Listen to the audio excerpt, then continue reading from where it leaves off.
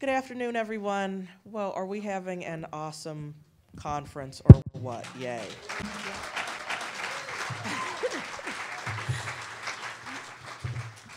Jamila Bey here, loudmouth. I guess that sums it up for me.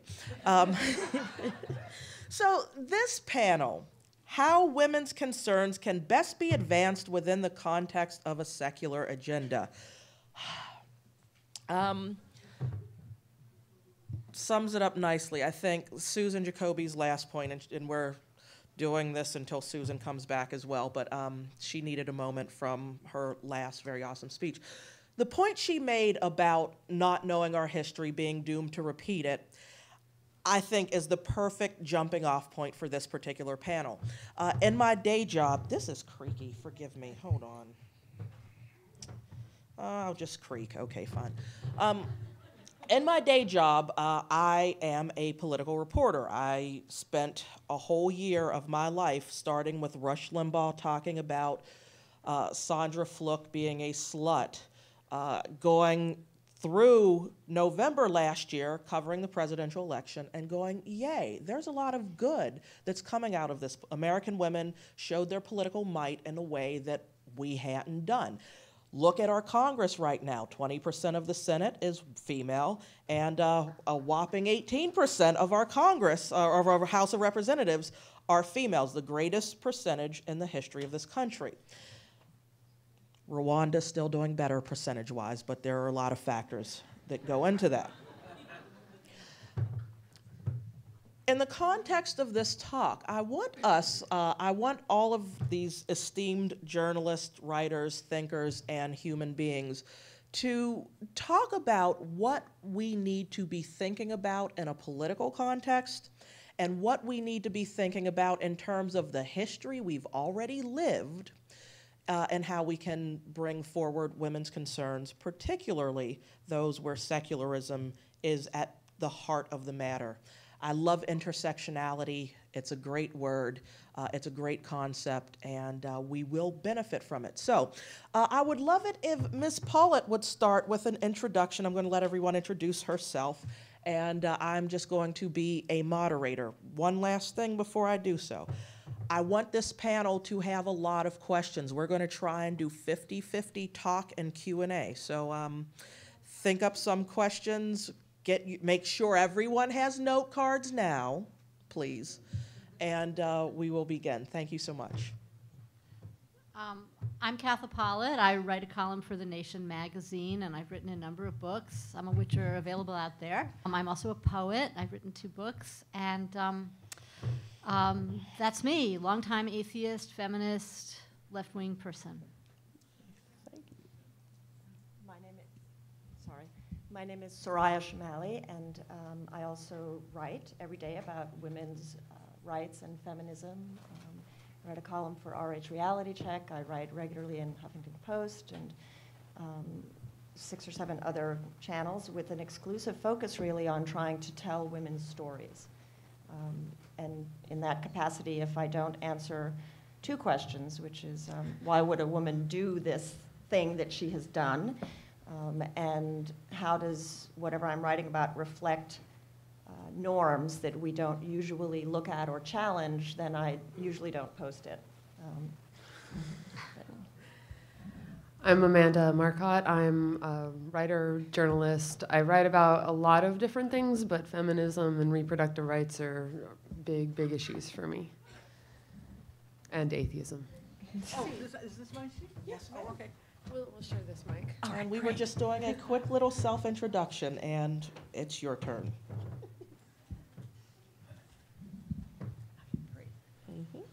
A self-introduction? Just, I'm the person who spoke the last time. best intro ever. That's enough. So the disclaimer that I have to give is, as someone who does cover politics, who loves to look at the facts. I mean, the 2012 presidential run, one thing that I want us to start with, being that everyone up here can talk to the issue of reproductive rights and the political impacts that went on, let's look at Paul Ryan. He was the Republican vice presidential candidate who had a few things to say, but I want to point out that he noted it was his specific intent to pass a personhood amendment. The Republican platform, despite even Mississippi, goddamn, the voters of Mississippi not agreeing with that particular idea, that non-scientifically placed idea that fetal pain matters and personhood should be the law of the land. One of the major political parties in this country decided to make that issue a platform. Some people would believe that that was contrary to the health and rights of American women. I wonder if there's anyone on the panel who would care to weigh in about how that particular issue affected women and their interest in going to the ballot boxes last November. I think I can speak to this. So, I mean, for those who don't know, like, personhood is basically this, like, notion that a fertilized cell should have the same rights as human beings. Actually, it would be greater rights because no human beings actually have the right to live off another person. But that fertilized egg would therefore have the right to have a parasitic relationship with a woman who didn't want it in there. But it really was, I think, one of the things that made it fail in Mississippi and generally makes it politically unpopular is it's not just about abortion rights, because some conservative states would probably ban abortion if they could. It's because if you have personhood rights for fertilized eggs, it implicates all sorts of things for women. It could make certain kinds of birth control politically imperiled. One of the things that concern me most about it is that it could be used to criminalize poor pregnancy outcomes. So if you had a miscarriage and they found out you ate a soft cheese or something, or if you had a stillbirth, we already seen women being thrown in jail for giving birth, for having stillbirths, and it would probably just roll that all the way back to even just early term miscarriages. It could be very dangerous, you know. And something else that I'd like to point out, since class is an issue that is so continually and continuously overlooked in America, there was something else very important, which is it would have prevented in vitro fertilization, which is a practice which is really only available to the upper middle class because insurance doesn't pay for it for poor women. But it is something that hits people. In other words, it could be used to prevent people from having babies in these ways, which are becoming increasingly common among the affluent. I think that something interesting that Susan mentioned earlier, in the conversations around personhood in the build-up to the election, a very conservative legislator said, he used the quote that this was a time that tries men's souls. And what occurred to me when he said it was that every time you hear that there is a time that tries men's souls, you can be sure that the very same time is stripping women of dignity and life. And so he said it in the context of a lot of crazy, irrational, not scientific conversation about rape and what rape was and what rape meant or it didn't mean. And Paul Ryan stepped in at a certain point, and he said, you know, I don't imagine that he thought about the way he said this, but I think it's more important that he didn't. He said rape is another method of conception. And that's exactly what he said. He said rape is another method of conception. And you really need to think about the very profound meaning of everything implied in his statement. And the way it reflects the kinds of norms very much based in religious ideas about women's bodies, about shame, about autonomy, about control. It's a very short, pithy sentence, but it can actually be deconstructed at great length. And in almost any equation, it reflects the subjugation of women. And that is basically the approach taken in politics by an entire party that is very well supported in this country. And that's problematic for lots and lots of reasons. And so, you know, when you hear conversations that have to do with rape and you don't think about personhood, I think it's important to connect those two things. And the only other thing I will say, too, about this idea of personhood and what both Amanda and Susan said is that we have something here, and I realize that this name does not sit well with many people, that's called a new Jane Crow. And the effect of these restrictions on women and their bodies very greatly disproportionately affects poor women, women of color. They're jailed. Their access to reproductive rights are constrained and limited anyway, but that magnifies the harm that's being done immensely. I just want to add to that, all those horrible rape statements that the Republicans kept making, you know, what were they? Lemons out of lemonade. Lemons, right, making lemons out of lemonade. A woman's body. If it's a legitimate rape, she can shut it down. The little rape baby, right, she can shut it down, shut that whole thing down. This did not work out well. This did not work out well for them. The other one was what Jimmy Walsh said to Tammy Duckworth, that it is never the case, never ever the case, that abortion is needed to save a woman's life. You know, science just doesn't let that happen. This did not go over well, and they did not win.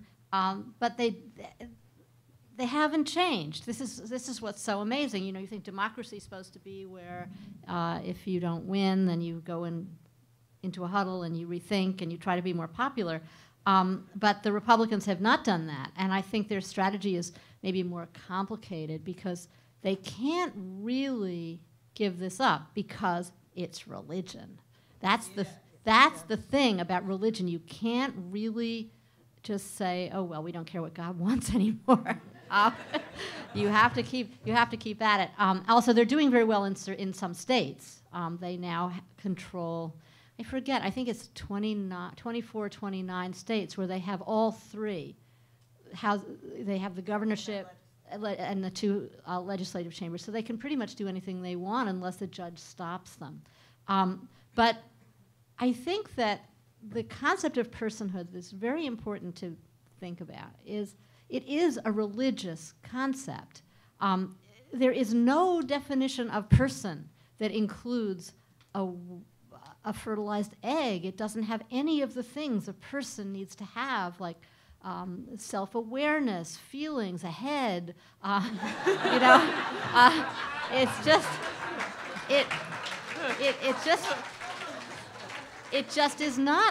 just not a person. But it has one thing that's very important, and that is a soul. That's the thing it has. I don't even know what a soul is, but apparently you get one the minute sperm meets egg.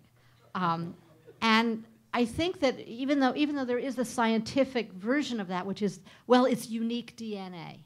It's DNA. All you need to do is add woman and stir, and people say the most horrible things. You know, just leave it sitting there, and it'll be fine. It'll grow. But I think that the DNA argument is not as effective as the religious side of it, because we all know nature is very wasteful. DNA, it comes, it goes. Most, 40% of fertilized eggs don't even implant. But of course, implantation is now not when a pregnancy begins for these people. Now it's with fertilization, which is 2 weeks before that in Arizona. right, in 2 weeks before that in Arizona, just to be on the safe side. So anyway, I think it's very important to remember that personhood is a religious concept, even though it's often presented in scientific clothing. Which, when you think about that as a religious concept, it kind of makes me think they are actually picturing sperm injecting little souls into eggs, which just creeps me out. Now, I want to argue the point with you, Katha, for just a moment. When we look at the political moving of the Republican Party in terms of their marriage equality position, we do see that they are coming over from where they were. You have some Republicans who are making speeches saying we've got to understand that things change and we have to accommodate this. Won't women then benefit likewise? I mean, shouldn't they come over on a lot of other topics as well? Well, are you asking me? I would say, yeah, they should. They should recognize, they should see the handwriting on the wall, but to a greater extent than is the case with being against gay marriage, being against legal abortion is the banner issue of their base, and it's about murder to them. Whereas gay marriage is just about, perversion. It's just something horrible and disgusting, but it's not like killing a little innocent fertilized egg.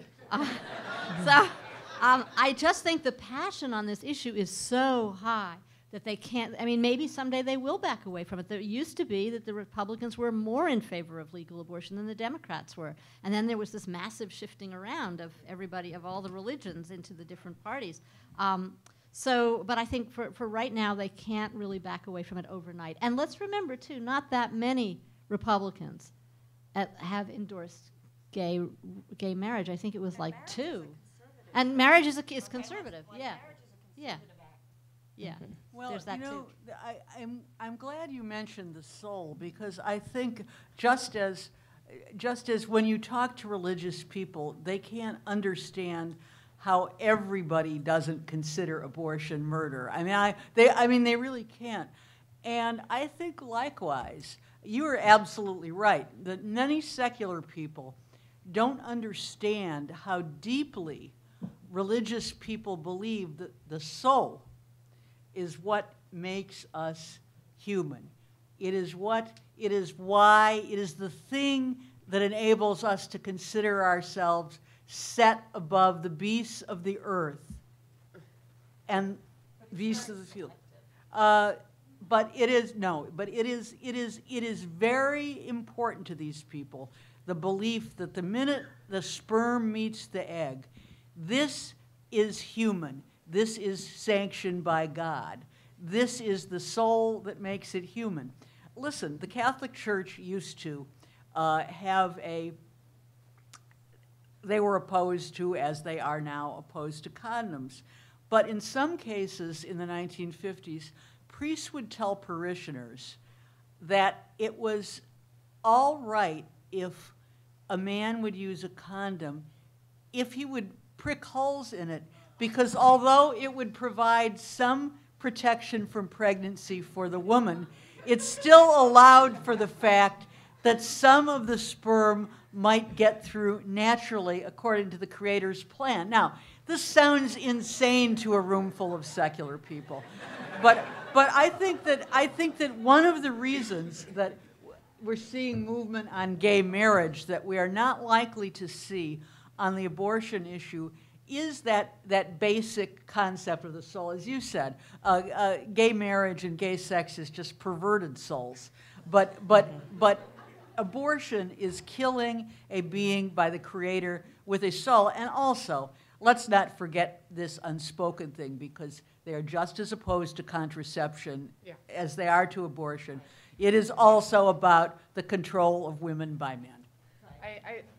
I want to bring it a little bit back to what the question, because I think it's important to realize that the Republicans are particularly stuck in a bad situation here. Half of their voters are stalwart religious believers, and they don't, particularly the fundamentalist evangelical Christians, used to have these elaborate debates in the 60s and 70s about whether or not it was even right to go into politics. Wasn't that too much of the world? Mm-hmm.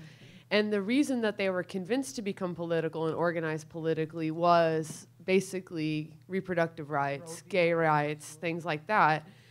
And the Republicans now have created a situation where if they drop these issues, they could very well convince half of their voters to just give up politics entirely. Yay! There were 2 things that Susan said that really struck me. One, in terms of the difference between the movement for gay marriage and the abortion movement, I think it's really important to consider the fact that men can't have abortions, but they can get married. And so the cultural power that men have at large is also true in the gay movement. They have resources, they have access, they have power, they agitate for change, and this yields a different type of result in culture. And I don't think it's negligible in this equation. Yeah. And then the second thing is, Andrew Sullivan's and Dan Savage's. Yeah, I mean, you know, these are meaningful things in the way that social justice movements even work. And the second thing is vis-a-vis souls, particularly in the Catholic tradition. So my family tradition is Anglican and Catholic, and everybody thinks I'm Muslim. So it's always interesting the way people respond to my ideas if I don't identify what my religious heritage is, right? But in the Catholic tradition, there is a just war tradition that was built upon in the Protestant faith and that we still heavily rely on. So we're talking a lot about drones and just war. And drones change the just war equation. And I think that what's notable about the way that technology is changing the just war equation is that we don't have a just theory of pregnancy. We don't have a just theory of reproduction. And we don't have it because women don't write history and they don't build institutions historically and they don't create religions that suit their bodies and life stages and purposes. So in the absence of a just war, what we end up with, in the absence of a just theory of reproduction that might be parallel, is we end up with this overwhelming notion that women are supposed to sacrifice and that innocent souls are deserving of life at all costs. And the result, I think, ethically and morally, if you look at the Catholic approach to personhood and abortion, is that it actually takes the fetus out of the realm of moral equation and it sanctifies it in a way that it renders everything else meaningless, so that there is no way in which a woman's life can be important. And the result of that is the relationship to bodies and shame and to legislation and people who are motivated by fear and shame, which comes from religion. Can I just add something to that? Please, you're on the panel. We need you to talk. Okay. Well, I just want to say that we should remember that not all religions are pro-life. And we probably shouldn't just say, oh, religious people are against abortion, because actually the major mainstream denominations, Episcopalianism, Methodism, Presbyterianism, Church of Christ, Unitarianism, et cetera, they're all pro-choice. And in fact, when abortion, and Judaism is very pro-choice. And even, Not all Judaism. well, no, but even none of them will say, you can't have an abortion to save your life. The fetus becomes a person when it takes a breath. And even if it has very high value, it would not, that thing that's happening to that poor Beatrice in El Salvador would never happen under even the most ultra-Orthodox Jews, because she's going to die and the baby's going to die, and what good does that do anybody? Give us a line on poor Beatrice. Well, okay, so Beatrice is, that's not her real name. Beatrice is a 23-week pregnant young woman in her early 20s who has a child already, and she has lupus and kidney disease. And her fetus, as it happens, is anencephalic, which means it has no brain and it cannot live. And in El Salvador, abortion is completely illegal for any reason. There are very heavy penalties, like years and years in prison, both for the woman and for the doctor. And but she is trying to get a legal abortion because there's some tiny little piece of wiggle room in there. And the Supreme Court is completely delaying. It's like, I mean, at a certain point, it becomes as dangerous to have an abortion as it does to deliver the baby. And they're saying, okay, now we need 2 more weeks. Well, she's 23 weeks pregnant now. So now they're talking about 25 weeks. And then, then they can just play it out. But anyway, this is the spectacle And the church is saying, you know, oh, well, you know, she'll probably be okay. You know, what do they know, you know? It's this horrible spectacle of an entire nation, and now, thanks to Amnesty International and other groups, an entire world, basically watching to see if this woman is going to die because no one will help her. And before you say, well, can't she come to America and have an abortion there? She doesn't have a passport. And now she probably couldn't get one in time because the whole government is involved in preventing this and just delaying it. So it's just the most horrible, horrible story. But I just want to say, you know, there are very specific religions that, in fact, I think Catholicism is the only one that will not permit an abortion to save a woman's life. In most of the other religions, there's more wiggle room. I want to add to that because I think the international perspective is really interesting on this. If you've read Michelle Goldberg's The Means of Reproduction, she kind of talks about the situation in Central and South America right now. And it's really a religious, one of the reasons you're hearing more and more of these horror stories. A 9-year-old is raped and can't get an abortion, and everyone involved with her abortion gets excommunicated, except her rapist. Stories like that, over and over again. Peru, this girl tries to kill herself because of a rape-induced pregnancy, and they won't even give her surgery because they're so afraid of harming the fetus, and she ends up paralyzed. Stories like this. One of the things that's going on is that evangelical Christians are making a lot of headway in recruiting believers in Central and South America, and the Catholic Church perceives the way to compete with that as becoming more and more hardcore, more and more hardline. They're basically sacrificing these women to show how hard they are. We've spent a lot of time talking about reproductive health and how that's galvanized American women and whatnot. I want us to talk a little bit about other issues as well that compelled American women to vote and how secularism can help to move those causes forward. When President Barack Obama was elected, he made a big show of the first piece of legislation he signed being the Lilly Ledbetter Fair Pay Act. We know that so much of, we've heard even panelists up here talking about the fact that churches do have such sway over women because of economic issues a lot of times. And whether or not you want to look at what study about how much a woman earns to the male dollar, we do know that women don't earn as much as men who are working in this country.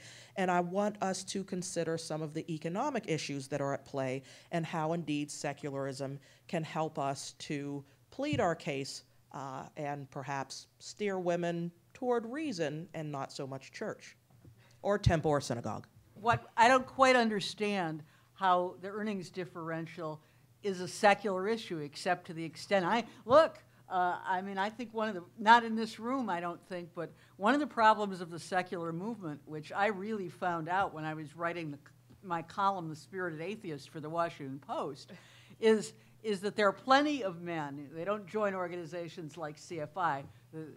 We're mostly white men, but there is a tradition of secular thought that descends from the social Darwinists of the 19th century. It's located in the 20th century through Ayn Rand, and not all of the people who worship Ayn Rand are religious nuts like Paul Ryan. There are plenty of secular men who don't believe in God, who worship the market, and I just don't see how an economic issue such as equal pay is really, I mean, to me it's a big issue, but I don't see it as a secular issue. There are plenty of secular people who oppose, you know, the interventions that are required in the market. And I think, in fact, that is a problem. A lot of people think that all atheists are liberals, are political liberals, and it is not true. So do you want to go ahead? You know, I agree with you completely, but I do think that secularists can make this argument because one of the reasons women tend to be more liberal generally than men already is not actually things like reproductive rights, though you would think that. Men and women tend to be pro-choice in the same levels. But women over and over again are shown to be more liberal when it comes to economic issues. They believe in a larger social safety net and things like that. Secularists can consider a larger social safety net to be the sort of thing that we should look at as a way to sort of make our society more secular generally. You know, one of the reasons that people stick to religion is they feel that it supports them, you know, not just culturally, but economically. And in hard times like this, you know, the lack of that social safety net is making the secular case a little harder to make, I think, if that makes any sense. No, I really, though, I can't help but interject here. I think this statement that religion this, religion that, secularists can make a secular argument for a social safety net. The fact is, just in this country alone, there have been many religions who have made a strong argument for a social safety net, not on the basis that secularists would make it, but on the basis that God wants us to help the poor. There is a huge split within all of the world's major religions about what to do about this. Now, this is not to say that religion itself, fundamentalist religion, does not thrive on poverty. I was on a panel with Reza Aslan, who is a liberal Muslim, last year. And I pointed out, that's the usual question, you know, why is it that religion is growing around the world? Secularism is lost. And I just pointed out that among the proselytizing religions, who are basically Islam, charismatic evangelical Christianity, and still Roman Catholicism, where they are gaining converts are in the poorest areas of Latin America and the poorest countries in Africa. So religion thrives, that kind of religion thrives on extreme poverty. But I don't think that you can say that religion is in any way, is in any way more for or against a secular safely. Right. Yeah, I agree. Okay. I was definitely not trying to say that. I was just saying I think a strong social safety net helps the society move in a more secular direction generally. Right. You know. Soraya, all you. Yeah, I think that it's useful to invert the question that you asked and the panel is supposed to focus on, and to really say what does secularism have to gain from a feminist agenda, right? Because it seems to me that, I don't know if anybody saw last year, there was a History Channel program, and when it was advertised in movie theaters, they advertised it, they said, "Mankind, the history of us all." And my children cringed and said, "Mommy, please don't." And, and so I very loudly said, with the 8 girls I was with, not that they're all my children, I don't have 8 children, but I said, "It's not the history of us all." And I think it's important to point that out because I don't think that secularism is any less that way than anything else. And so if we invert the question and we think, okay, well, what are the goals, feminist goals, right? So economically, closing the pay gap and doing things like making sure we have a better work-family life balance and making sure that women's health needs are not considered exceptional pre-existing conditions. You know, those things are important, and studies in Great Britain and studies in the Nordic countries very clearly indicate that when women have parity or greater equity, greater equality, secularism is lifted with that. And I don't necessarily think that the opposite is always true. So, what do you mean by the opposite? Well, I just think that we've had, you know, I've read several of your books, which are wonderful, so I have a better sense of the history of secularism as a result. But I don't think there's any doubt that the movement, and these are some of the conversations we've had here and in the past year or 2 years, you know, the secular movement, as you just pointed out, has not had a male champion of women's rights the way Robert Ingersoll was, for example. And I think that if we had champions of women's rights as closely aligned to secularism as they could be, we would see a change in the shift of growth of secularism in culture. Just because that would be a logical conclusion to those relationships being formed. Well, it does seem a lot more people care about feminism than they do secularism. So, Right. you know, secularism could kind of get a little bit of drift from Right. feminism. Which is Yeah, kind you of know, strange to say, right? Well, getting back to a conversation we were having earlier here about why are there more men in the atheist, skeptical, secular humanist movements than there are women, I think one reason has to be that women have a movement already. Women have a movement that speaks very women have a movement that speaks very directly to a whole range of concerns women have, where you don't have to say, oh, does it fit in that we should have equal pay or not? And you don't have to talk about, you know, you don't have to reject God in order to reject personhood amendments. And it's just a very natural fit. And if you wanted to be a political person, and you were a woman, you would probably be a feminist. And maybe you would be a secularist, you know, as an overflow of that. But you might not go right to secularism because it just doesn't have as many real world implications that are going to do you a lot of good. And that's why there are religious feminists, which yes, which exactly, there are. Exactly. But that is, I think, the existence of religious feminists. First of all, feminism, you're so right. Feminism, although opponents of feminism called it anti-religious. And I deeply believe, in fact, that real feminism is by nature anti-religious. They were right. But what happens is that various kinds of liberal religious people, they just as liberal Protestants and Jews adopted to Darwin's theory of evolution, feminism is one of those secular ideas that religious women have also adopted and adapted for their own purposes. They're certainly on Twitter going after Katha really hard right now. Oh no! What did I say? What did I do? Yeah. Right. There are two feminist theologians. Right. Yeah. I know that. I know that. Yeah. They're a little confused about what your points were. I just want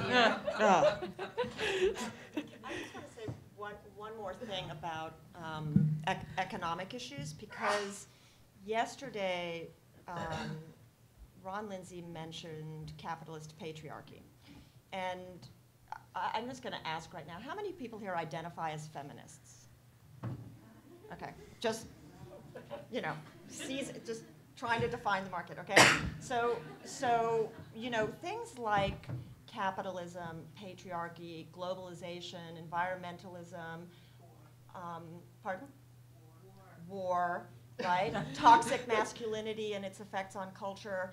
These are women's issues in the feminist movement, right? These are things that affect very, very negatively, disproportionately affect women who tend to make up the bulk of the poor in the world. And so a lot of what I write is about transnational and global feminism, which means that after I write it, I hide under my desk because I'm sure someone's going to be throwing darts my way, because it's really hard without homogenizing people's experiences and lives to talk about the things that connect us all.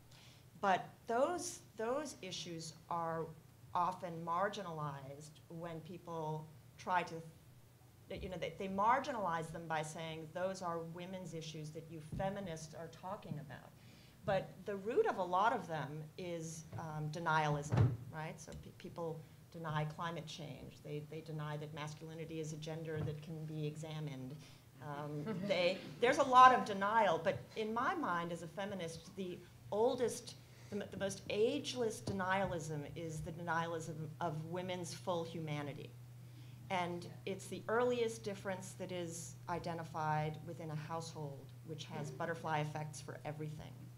And I just think that those are massive implications for secular cultural development. I'm going to go to a question from one of our neighbors to the north. He or she ends it with, "You are scaring the hell out of us Canadians." So keep that. Good. How do women realistically expect to achieve even the most minor of goals with the current political makeup of this country? Well, we elected Obama. I wouldn't be too down on this country. And with the exception of Paul Ryan, the abortion is bad even if a woman is raped candidates all lost. So Right. Yeah. last fall. So. Turns out Americans, like, the rape thing is a little too far for them, yeah. Right. But that's a good question. I mean, how many votes to repeal the Affordable Care Act or Obamacare have we had? 38 now? Yeah, there was 30, okay, the other one Thursday. So, I mean, you know, which we know benefits women, which we know benefits women with children, which we know benefits anybody with a pre-existing condition. These are women's issues. These are all people's issues. But considering the gridlock that we have up on Capitol Hill, considering the gridlock that we have even in school boards around this country, Absolutely. considering that affects what our kids are being taught, and they're all our kids because they're going to grow up and run for office themselves someday. Where is the silver lining? Is there a glimmer of hope other than? Well, You have a yeah, microphone. okay, all right. I'm going to answer that. Okay, so I was criticized on Twitter for my fondness for the modernization theory. The person said, my inner sociologist is cringing. Katha Pollitt likes the modernization theory. But I do like the modernization theory, and I think that things are getting better. I think, you know, there's a lot of division, and there are whole regions of the country which are very politically powerful. 11% of the population controls 44 seats in the Senate. Rural people in rural, white, old people states, like Wyoming. And so it's completely unfair. Our political system is completely, is outmoded and unfair and produces this unfairness. And yet, what you see is if you look at young people, they're less religious, they're more gay-friendly, they're more tolerant of all kinds of things. They're not more anti-choice. They're not as pro-choice as they should be, considering how many abortions they have. But they're not, you know, they're not really on board with all this old man republicanism. And I think that there is hope because the young always win. I mean, it's demography, right? They win every political argument eventually. They just have to wait. And people are getting more educated. That's good. People are getting, you know, they drink less, they smoke less. There are all kinds of good things that are happening. And now that we've had 2 terrible, incredibly foolish wars, I think maybe we're not going to have another one for a little while till everyone has a chance to forget about Afghanistan and Iraq. So I think there are grounds for optimism. I hope you're right. I was just trying that on. I really, really do. But I will say that I think Canada ought to be scared by us.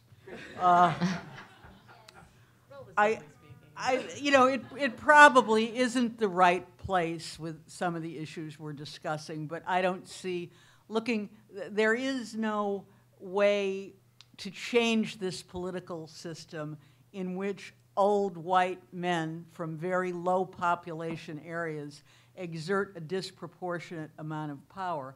I don't know whether it is, and I think there are a number of things which, God, I hate to, you know, the young always win the argument. Well, they do if they show up, but you can't. One of the problems we have is that a figure like Obama comes along, and the young showed up, and they showed up the second time for him in numbers that none of the old white guys thought they would. But one of the, I do believe that looking back on, you know, years, decades since the 60s in our society, that one of the things that's happened is the, I don't know, John Kennedy called it the long twilight struggle, and he was talking about the Cold War. But the struggle for social progress is long. And it requires you to show up not only when a candidate like Obama comes along, but at midterm elections. None of these young people show up at the next midterm election. The forces who are opposed to women's rights, who are opposed to secular government, who are opposed to science and fact and evidence-based thinking as well as government are going to make gains. And this is a real problem, and I don't also, I'm just making the pessimist case, and it does not give me any pleasure to do so, contrary to what some of my critics would say. It doesn't give me any pleasure to say that 50% of people over 85 have Alzheimer's disease, but it is a fact.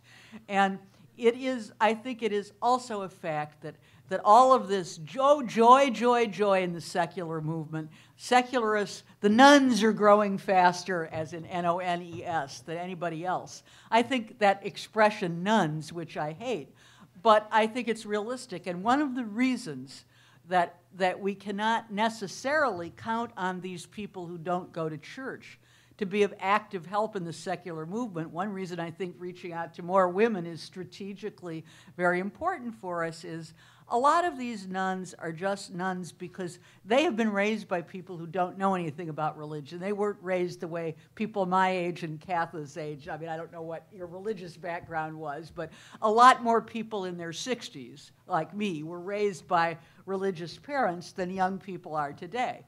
Now, we baby boomers, a lot of us raised our kids to know and be nothing about religion. But along with what comes, I mean, my nieces think calling yourself an atheist is so uncool.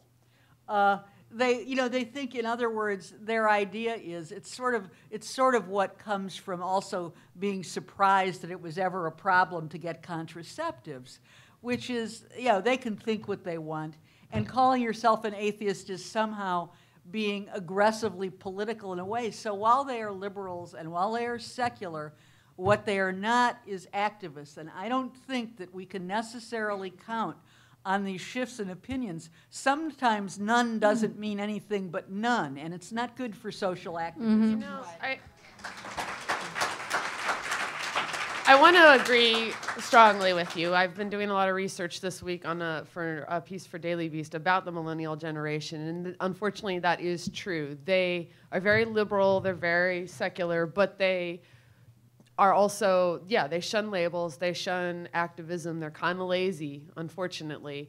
And otherwise they're great people, believe me. That's going to be my argument is they're much nicer than they've been portrayed in the media.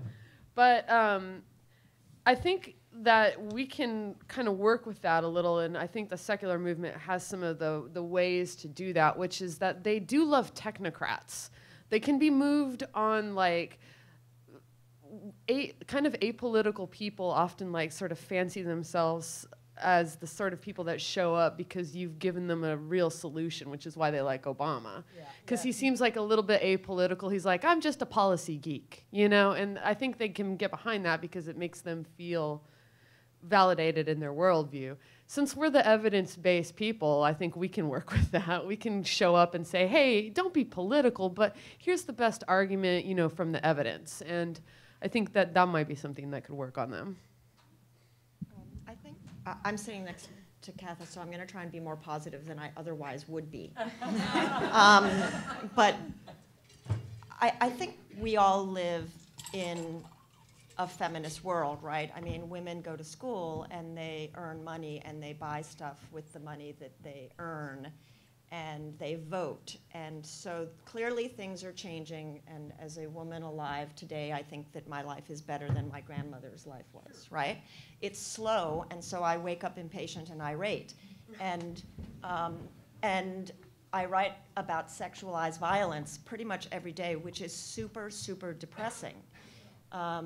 But it's relevant to this conversation about the nuns, I think, for the following reasons. If you say to a young person, and I have 3 teenage girls in my house, if you say, do you call yourself a feminist, which is a conversation we have all the time, they don't want to be called a feminist, right? They don't want to be called an atheist or no labels at all.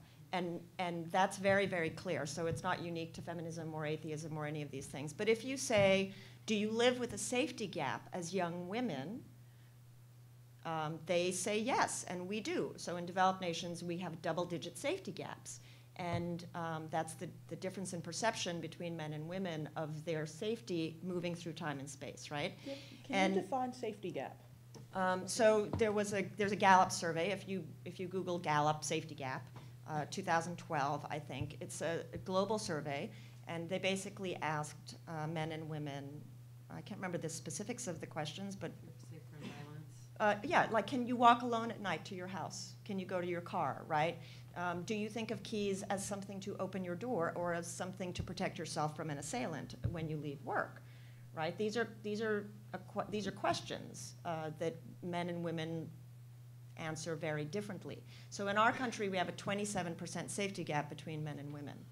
And so when I think about things like the pay gap and whether, you know, that's a religious question or not, what I actually think in my brain is, okay, women are constrained in their movement through public space, their speech and their actual physical movement.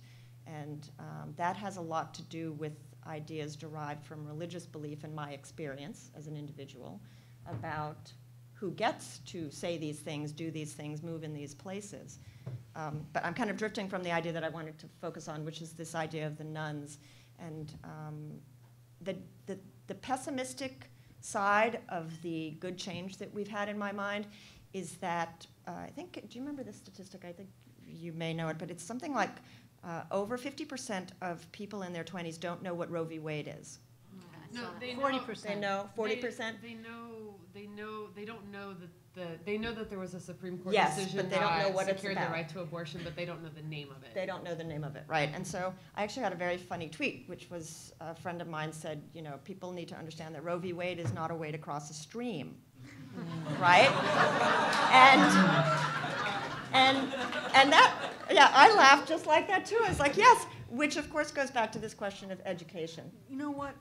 This is what you said is true. They know there was a Supreme Court decision. There's something very important that polls show over and over again that they don't know, is they don't know when it took place. And this relates to what I was talking about discontinuities in history, not knowing the order in which things came. I mean, 1973, 2013, this is historically the blink of an eye. Over and over, and this is the problem of having to fight the same battles over and over again. Who can deny that we are, I thought, frankly, when Roe v. Wade was passed, that there would be a lot of strife over it for a while, and that it would go away. Right.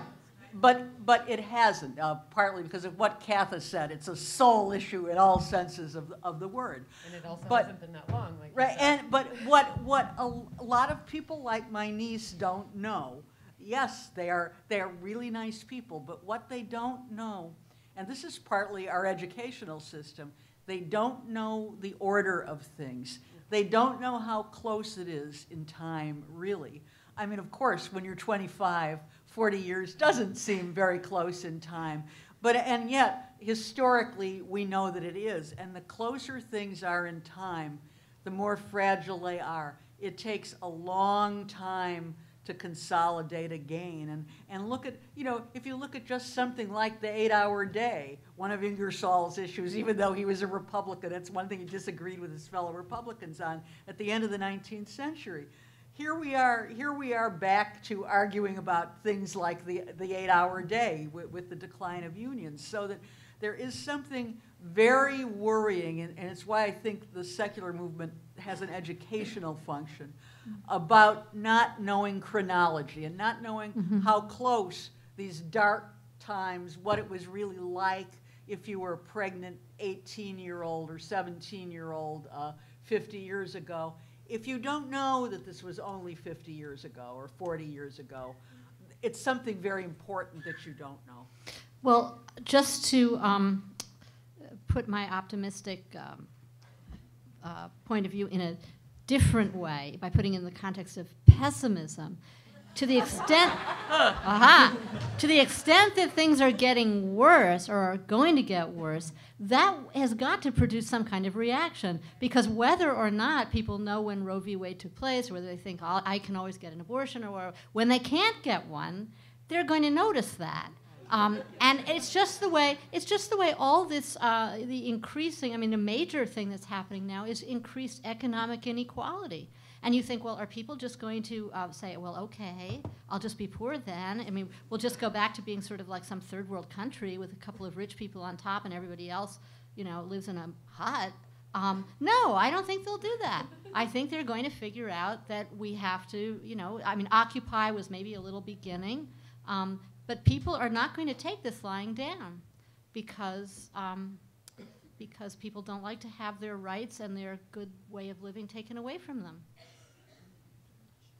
You know, I'm thinking about what you said about history and how people don't know how long these battles are, and I think that that's a really interesting point because I think we talk a lot about abortion, but like contraception is also being threatened by the religious right, and I think that there's a tendency in the mainstream political discourse to act like that's just impossible. Right. That contraception is just so, it's never going to be a controversial topic, that they won't even notice that it's actually controversial again. And it's important to remember that the Supreme Court decision that made it legal for single people was 1971. So it's within the lifetimes of like half this room. And I think, you know, that kind of historical memory needs to be more important, like you said. As secular people and as, speaking for myself as a feminist, we need to figure out how to take over the Texas Board of Education. Right? I mean, yeah, I know. I'm going to ask Amanda how to do that now. But you know, I mean, it's just that we, for some reason, culturally seed these children's brains and imaginations. It's like this massive disconnect that I cannot figure out, right? So every year I write emails to my children's teachers and I say, well, are you going to actually teach them the vindication of the rights of women this year? And you should explain why Texas is not just about Texas. No, Texas is not just about Texas, of course, because 80% of the textbooks in the country are derived from what they decide to do. And this is an incredible influence on the education that children get in this country. And there's no like underestimating what that means. No, and again, to the point of fighting the same battles over and over again. It was Texas, after the Scopes trial, yeah, everybody in metropolitan areas, all the people like H.L. Mencken who reported on the trial and so on, they thought fundamentalism was dead because Clarence Darrow had sort of humiliated William Jennings Bryan on the stand. It was right after the Scopes trial that Texas, under the Scopes trial alerted, although fundamentalists were in political hibernation after that for 40 years, really they weren't. They weren't in hibernation anywhere where they were influential. Governor Miriam Ma Ferguson of Texas was informed by the Scopes trial that evolution was being taught, that it was in Texas school textbooks. And so she said, by God, we are not teaching that kind of trash in our schools. And they went to the major New York textbook publishers, and they said, and they were then the largest buyer of textbooks in the nation, and they said to them, you must take this out of your high school biology textbooks or we won't do it. And the New York publishers did. Before the Scopes trial, a book which for 30 years was one of the standard high school biology textbooks, it was called Biology for Beginners by one Truman Moon. Before the Scopes trial, in 1920, 21, 22, Darwin's head was on the frontispiece of this book. The new edition, demanded by Ma Ferguson and the Texas Board of Education, that came out in 1926, replaced Darwin's head with the human digestive tract. It was that way. But the point is here we are, all these years later, fighting the same battle over this very economically influential state, which doesn't reflect the values of our state or dozens of others, influencing what can be put in textbooks that schools in other states buy. You know, as a Texan, I feel I should weigh in on this. That's right.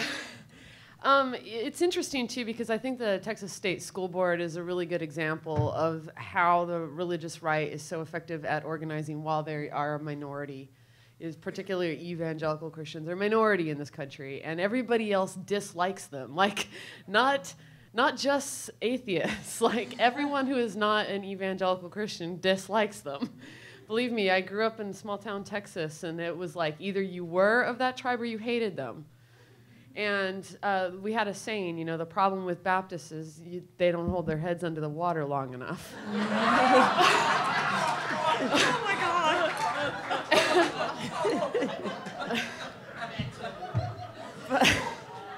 But the thing with the religious right is they only care about 4 or 5 issues, and they are able to lobby incredibly effectively on those issues.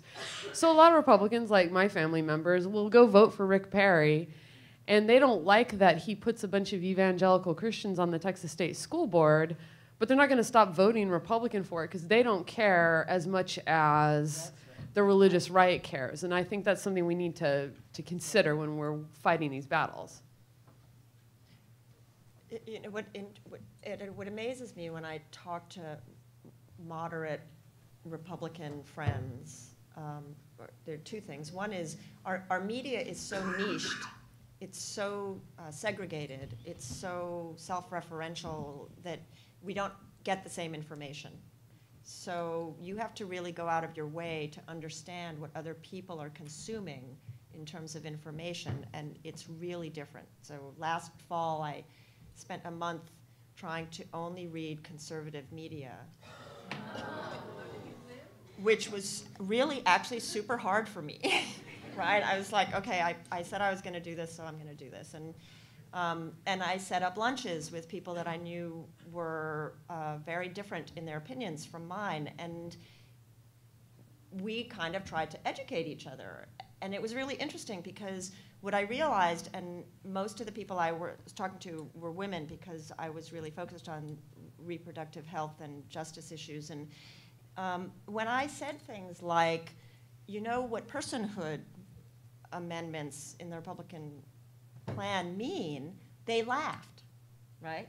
They were like, that will never happen, you're joking, of course that doesn't happen. You know, when I would say, well, look at these 6 women and they're currently imprisoned because of related ideas, and they said, no, that's impossible. So then I would send, you know, a data bump, like an email with lots of details, and then there was a lot of dead silence.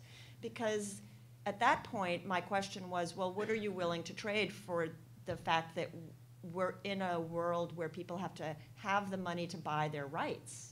Because this is what you're voting for when you allow a guy like Paul Ryan to be your vice presidential candidate.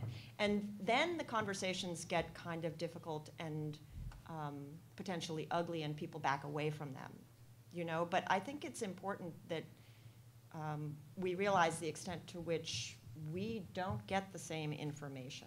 And you have to seek out the information that you want and be open to it to be able to have those conversations. And they're really difficult conversations. We have just about 5 minutes before the panel concludes, and I want to, first of all, thank everyone for taking part. Yay, this is awesome.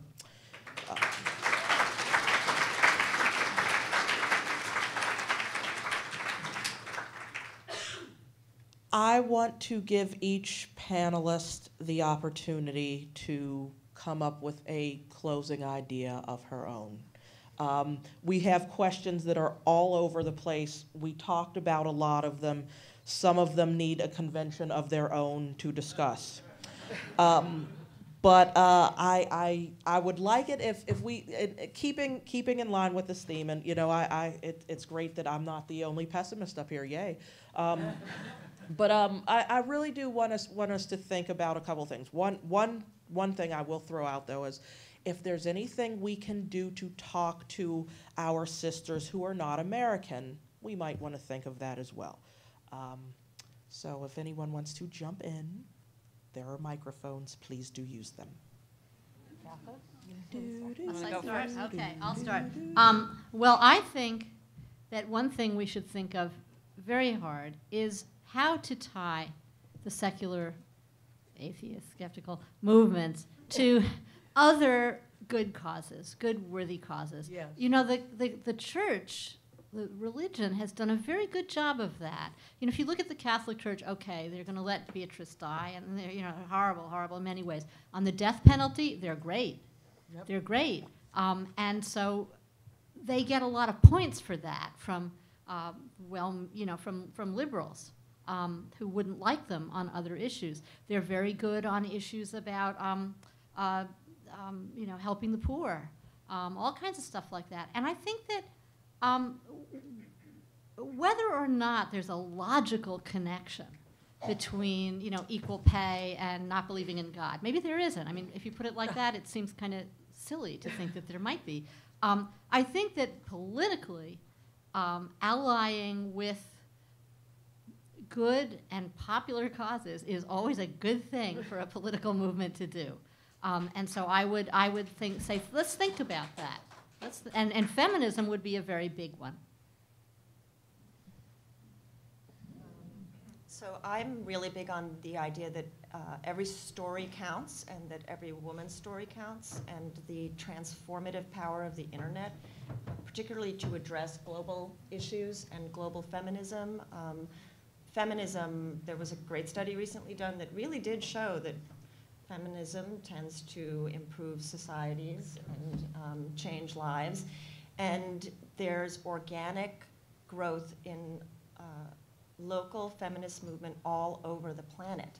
And through the internet, we're able to support one another in ways that aren't, you know, colonial, imperialistic ways that end up causing more harm than good. And so I would just close by saying that we need to share our stories. Women don't do that enough. And we need to be asked, or we need to be told that their stories are good. And I certainly know I felt that way. And in the end, what happened was I personally just actually got too